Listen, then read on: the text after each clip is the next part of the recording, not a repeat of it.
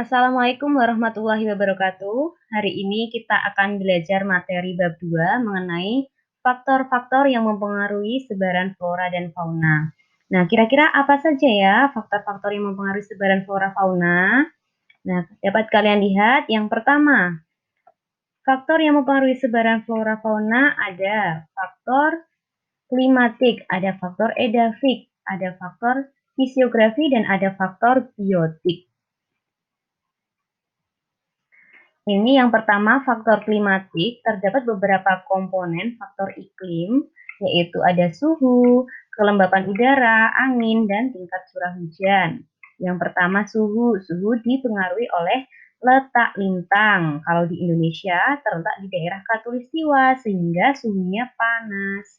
Kemudian untuk faktor suhu yang dipengaruhi oleh sudut datang sinar matahari. Kemudian ada dipengaruhi oleh ketinggian tempat dan kedalaman laut.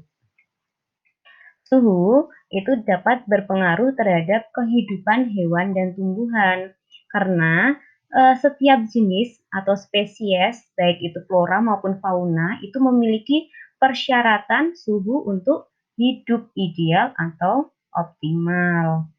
Nah, tingkat toleransi setiap setiap makhluk hidup itu berbeda-beda. Dapat kalian lihat pada gambar itu ada tumbuhan Edelweiss. Tumbuhan Edelweiss ini hanya dapat bertahan hidup di puncak gunung, sedangkan tumbuhan jati ini hanya dapat bertahan hidup di daerah dataran rendah. Nah, ini dia yang selanjutnya ada kelembapan udara. Ini adalah banyaknya uap air yang terkandung dalam massa udara. Ini berpengaruh pada pola persebaran tumbuhan di muka bumi. Dapat diklasifikasikan menjadi 4. Ada xerophyta, mesophyta, hygrophyta, dan tropophyta. Nah, ini contohnya ada kaktus itu termasuk tumbuhan xerophyta. Xerophyta itu daerah yang kering, kelembapannya berbeda dengan teratai. Kalau teratai merupakan tumbuhan yang dapat hidup di daerah yang basah. Nah, angin ini berfungsi sebagai alat transportasi yang dapat memindahkan uap air atau awan dari suatu tempat ke tempat yang lain, hubungannya dengan curah hujan.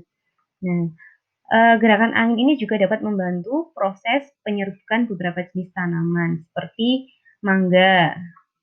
Kemudian ada curah hujan. Curah hujan tentu saja sangat mempengaruhi persebaran tumbuhan dan hewan, terutama pada tumbuhan ya yang dapat terlihat itu secara langsung itu dapat mempengaruhi. Di Indonesia ini terlihat sekali perbedaannya. Ini di Indonesia bagian barat, tengah, dan timur. Faktor edafik ini kaitannya dengan tanah. Nah, ini berdasarkan tingkat kesuburan tanah. Kesuburan tanah ini ada dipengaruhi oleh banyak hal. Ada KBO. KBO itu kandungan bahan organik, ada unsur hara, tekstur dan struktur tanah, dan ketersediaan air dalam pori-pori tanah. Nah, untuk faktor fisiografi ini adalah ketinggian tempat. Ketinggian suatu tempat ini dapat mempengaruhi persebaran flora dan fauna. Karena apa? Suhunya nanti berbeda. Kalau yang dataran tinggi dengan dataran rendah ini akan beda suhunya ini. Nah, ini adalah klasifikasi Junghun ya.